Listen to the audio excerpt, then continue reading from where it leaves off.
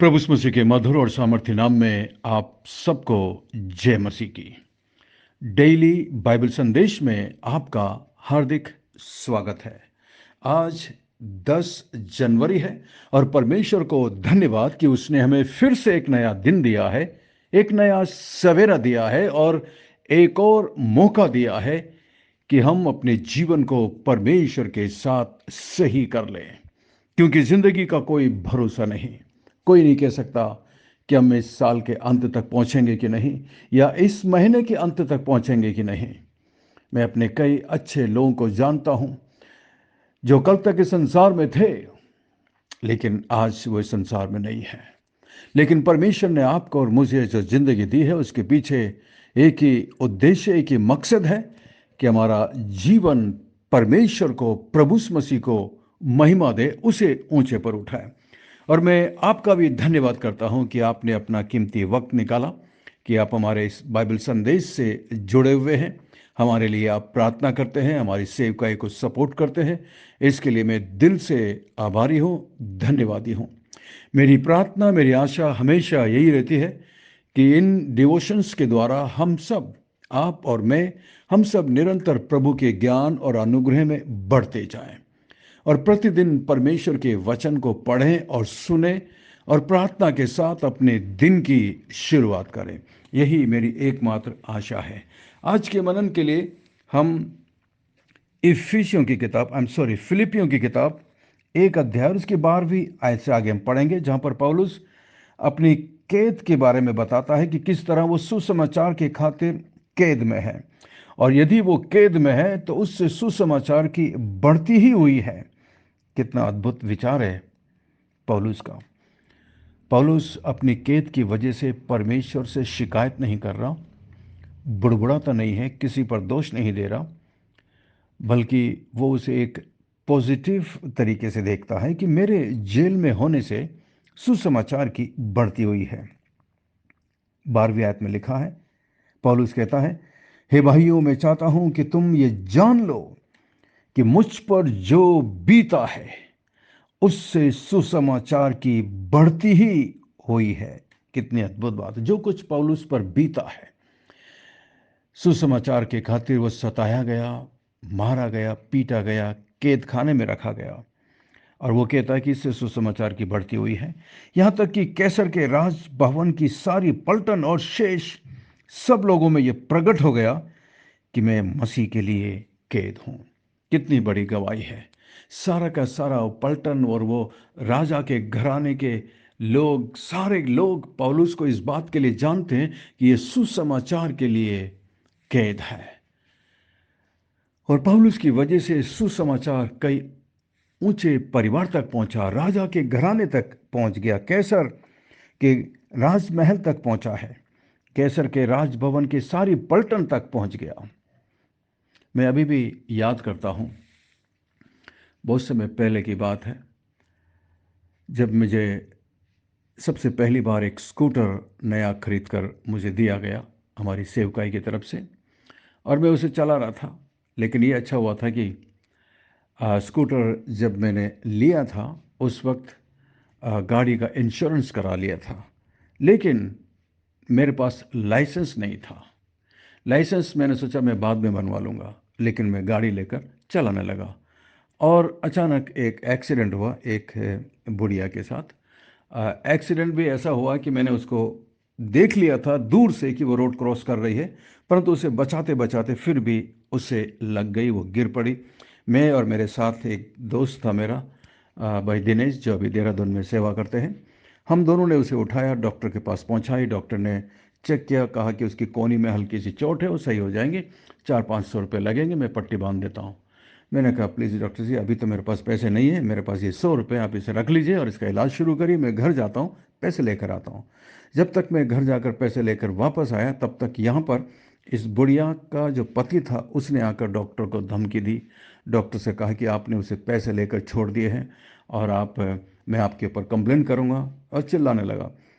जब ये हो रहा था उसी वक्त मैं घर से वापस आया लौट कर पैसे लेकर, कि मैं डॉक्टर साहब को दे सकूं, क्योंकि डॉक्टर साहब ने मुझ पर विश्वास करके छोड़ा, क्योंकि मैंने उसको बताया था कि मैं चर्च में एक पास्टर हूँ और प्रभु की सेवा करता हूँ, इसलिए उसने मुझे छोड़ा था। मैं लौट कर भी वापस आया। मुझे देखकर डॉक्टर साहब भी हैरान थे और वो बूढ़ा भी हैरान था, बुढ़िया भी हैरान थी कि ये, हमने सोचा था कि ये वापस नहीं आएगा, लेकिन ये तो वापस आ गया।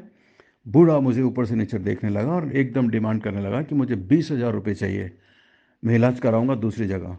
डॉक्टर साहब उस पर बहुत नाराज़ हुए, कहने लगा 20,000 रुपये की तो ऐसी कोई चोट नहीं लगी, हल्की सी कलाई में चोट लगी है और 400-500 रुपये लगेंगे, मैं पट्टी बांध देता हूँ और कुछ क्रीम मल्लम वगैरह दे देता हूँ, सही हो जाएंगी। लेकिन वो बूढ़ा थोड़ा चालाक किस्म का था, उसने मुझ पर केस डाला, कोर्ट केस में डाला और गलत गलत एलिगेशन लगाए कि ये दारू पिया हुआ था, मेरी बीवी को सामने से मारा और उसकी टांग तोड़ दी, उसके हाथ तोड़ दिए और सिर में फ्रैक्चर आ गया, और इन सब का वो सबूत भी लेकर आ गया। इस बीच हाँ, मैं बहुत परेशान, मैं बहुत दुखी कि ये क्या हो गया, लेकिन कोई बात नहीं, चलते हैं केस में। मैं जाने लगा, एक वकील से मेरी दोस्ती हुई इस केस की वजह से। आज वो मेरा बहुत अच्छा दोस्त है और वो चर्च में निरंतर आने लगा। जब तक मेरा केस उसके पास था, करीब 5 साल केस चला। और आ, बात ये थी, वकील साहब मुझसे कह रहे थे कि पास्टर जी, आपको मना करना है कि आपने एक्सीडेंट किया ही नहीं। मैंने कहा भाई दोस्त, ऐसा कभी नहीं हो सकता, मैं मना तो नहीं करूँगा, लेकिन मैं बताऊँगा कि क्या हुआ था। वो वकील भी बहुत इम्प्रेस हुआ कि आप जैसे व्यक्ति मैं पहली बार देख रहा हूँ जो झूठ नहीं बोलना चाहता। मैंने कहा जी हाँ, मैं प्रचारक हूँ और मैं सुसमाचार प्रचार करता हूँ। इस तरीके से वो मुझसे बहुत इम्प्रेस हुआ, चर्च में आने लगा, प्रभु के बारे में सुनने लगा, मानने लगा। और ना केवल वो, और जब भी मैं हर डेट पर कोर्ट में जाता, वो मुझे कई वकीलों से मिलवाता कि ये चर्च के फादर हैं और इनके ऊपर ऐसे ऐसे झूठे केस लगे हैं। इस तरीके से कई वकीलों से मेरी जान पहचान होने लगी। और जब भी मैं उनके साथ बैठता, मैं सुसमाचार सुनाता, बाइबल के पर्चे लेकर जाता था, उनको देता था, और वो मेरे व्यवहार और मेरी बातचीत को देखकर बहुत इम्प्रेस होते थे, वो भी चर्च में आने लगे। इस प्रकार कोर्ट के अच्छे खासे कुछ वकीलों से मेरी दोस्ती हो गई, जिन्हें सुसमाचार सुनाने का मुझे मौका मिला। न केवल उसे ही, लेकिन उस बूढ़े को भी, उसके भी घर गए हम, और उससे हम समझौता करना चाह रहे थे, लेकिन वकील के भड़काने से वो माना नहीं। उसे भी मैंने सुसमाचार सुनाया, उसे भी बाइबल के पर्चे दिए। अंत में कोर्ट केस मेरे फेवर में आया और मैं एकदम आज़ाद हुआ। मैं दुखी तो था शुरू शुरू में कि ये क्यों मेरे साथ ऐसा हुआ, मैं तो सुसमाचार प्रचार कर रहा हूँ और बाइबल का संदेश देता हूँ, अब क्या होगा, कहीं ऐसा ना हो जाए कि संडे को पुलिस आ जाए, मुझे उठा कर ले जाए। और इस तरीके से केस चलता रहा, डेट पर डेट लेते रहे, बीच बीच में सुनवाई भी हुई और मेरे ऊपर नॉन बेलेबल वारंट भी लगा। 2 केस लगा दिया, अटेम्प्ट टू मर्डर और सिविल केस लगा दिया कि इन्होंने ट्रैफिक रूल तोड़े हैं। केस बड़ा मुश्किल था, लेकिन हमारा परमेश्वर उससे भी बड़ा है। परमेश्वर का उसके पीछे कोई ज़रूर मकसद था। और आज भी मेरा दोस्त वकील, जो कि एक अच्छा दोस्त है, और उसके ख़ानदान के सभी लोग अच्छे वकील हैं, डॉक्टर्स हैं, और मेरी अच्छी आज भी उससे दोस्ती है। उनका एक व्हाट्सएप ग्रुप है जिसमें सारे वकील हैं, और उसने मेरे दोस्त ने मुझे भी उस ग्रुप में जोड़ा है, ताकि मैं बीच बीच में बाइबल की बातें उसमें डालता रहूं। कभी कभी कुछ लोग नाराज़ भी हुए, लेकिन फिर भी सुसमाचार सुनाने का मौका तो मिलता है। तो मैं याद करता हूं कि हमारे जीवन में जो कुछ होता है, परमेश्वर की योजना उसमें होती है। शैतान भले ही हमारा कुछ गलत करने की सोचे, लेकिन उसके पीछे परमेश्वर की योजना होती है। क्योंकि रोमियो 8:28 कितनी सही आयत है। वहाँ पर भी पौलुस कहता है, हम जानते हैं जो लोग परमेश्वर से प्रेम करते हैं, उनके लिए हर चीज़ मिलकर भलाई को उत्पन्न करती है, अर्थात उनके लिए जो उसकी इच्छा के अनुसार बुलाए गए हैं। और इस बात को कम से कम 15-20 साल हो चुके हैं, लेकिन वो आज भी मेरा अच्छा दोस्त है। ना केवल वो, 2-3 वकील आज भी मेरे साथ व्हाट्सएप पर हैं और उन्हें बाइबल की बातें सुनाने का मुझे मौका मिलता है। तो अगर ये एक्सीडेंट नहीं होता तो मैं वहाँ तक नहीं जा पाता, उन वकीलों से मुलाकात नहीं होती, और आज वो मेरे अच्छे दोस्त नहीं होते। तो परमेश्वर की योजना होती, जिस तरह पौलुस यहाँ पर कहता है, कैसर के घराने में उसके राजभवन की सारी पलटन भी ये जान गई कि मैं मसीह के लिए कैद हूँ, और प्रभु में जो मेरे भाई हैं उनमें से अधिकांश मेरे कैद होने के कारण हियाव बांधकर परमेश्वर का वचन नी धड़क सुनाने का और भी साहस करते हैं। यहाँ पर पौलुस ये बताता है कि मेरे कैद में होने के कारण सुसमाचार की और भी अच्छी तरीके से प्रचार किया जा रहा है। उनके साथ के जो और भी प्रचारक लोग थे और भी जो मसीह के लोग थे, उन्हें हिम्मत मिली है कि यदि पौलुस इतना दुख उठा सकता है तो हम क्यों नहीं। और इस तरीके से वो सुसमाचार का प्रचार करते हैं। और भले ही कुछ लोग डाह से प्रचार करते हैं कि हम ज़्यादा प्रचार करें तो और ज़्यादा पौलुस को दुख मिलेगा, लेकिन पौलुस को इस बात का कोई गम नहीं है। पौलुस उनके विरोध में नहीं है, बल्कि पौलुस ये कहता है कि चाहे कैसे भी हो, चाहे वो विरोध से करें या मेरे सपोर्ट में करें, किसी भी तरीके से वो करें, सुसमाचार की बढ़ोतरी होती है। जिस तरह 17 में लिखा, और कई एक तो सीधाई से नहीं पर विरोध से मसीह की कथा सुनाते हैं, ये सोचकर कि मेरी कैद में मेरे लिए क्लेश उत्पन्न करे। तो क्या हुआ? देखा, पौलुस का विचार, पौलुस का मन सच में मानना पड़ेगा। उसके अंदर सच में प्रभु यीशु मसीह के समान उसका चाल चलन, उसकी सोच और उसके विचार हैं। पौलुस बोलता तो क्या हुआ?